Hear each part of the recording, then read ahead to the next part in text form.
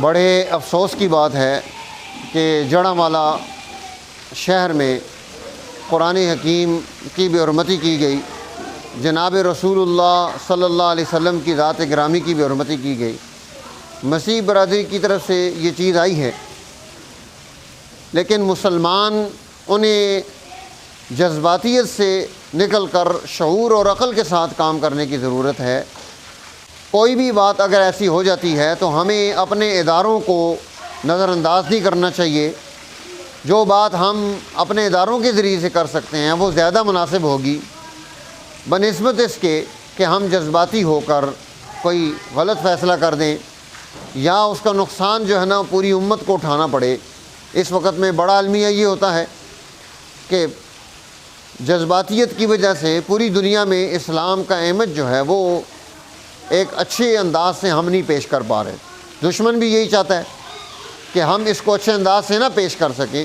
اس لیے میری قرآن حکیم ہماری جان ہے، رسول اللہ صلی اللہ علیہ وسلم ہماری عزت ہیں، لیکن اگر ہم اپنے ملک کے قانون کو بائی پاس کرتے ہیں، اپنے ملک کو نقصان پہنچاتے ہیں، تو اس سے زیادہ خطرہ پیدا ہو جائے گا، انارکی پیدا ہوگی اور جنگ پیدا ہو جائے گی، عوام اور ادارے آپس میں آمنے سامنے کھڑے ہو جائیں گے۔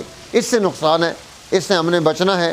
قرآن حکیم کے ساتھ زیادہ سے زیادہ تعلق پیدا کریں، قرآن سے محبت رکھیں، قرآن کو کثرت کے ساتھ پڑھیں، قرآن حکیم کا ترجمہ سیکھیں۔ ماشاءاللہ ہمارا ادارہ تعلیمات شرعیہ جہاں اس کا اوپر حال ہم بنا رہے تھے، الحمدللہ اس کی کچھ تعمیر مکمل ہوئی تو ہم نے یہاں اوپر قرآن کی کلاس شروع کی۔ آج ادارے میں جوا میں خوب بارش ہو رہی ہے اور الحمدللہ یہاں جو ہے نا طلباء کرام انہوں نے خوب اس بارش سے محظوظ بھی ہوئے۔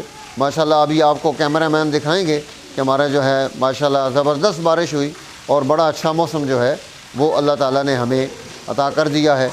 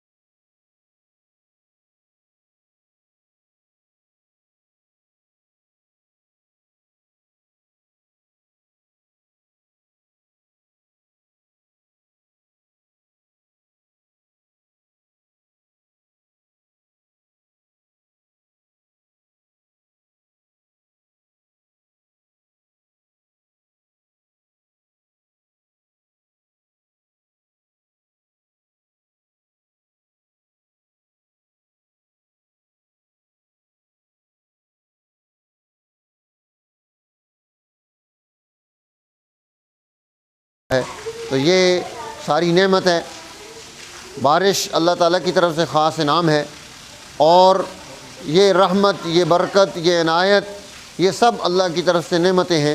ہمیں اسے اختیار کرنا ہے اور اس سے استفادہ اٹھانا ہے۔ اللہ تعالیٰ ہمارے ملک کو سلامتی دے، استحکام عطا فرمائے۔ شر پسند عناصر جتنے ہیں جو ہمیں جذباتی بنا کر ہمارے ملک کو برباد کر رہے ہیں، اللہ تعالیٰ ہمیں ان سے نجات نصیب فرمائے اور ہمیں شعور کے ساتھ آگے بڑھ کر کام کرنے کی توفیق نصیب فرمائے۔ شکریہ۔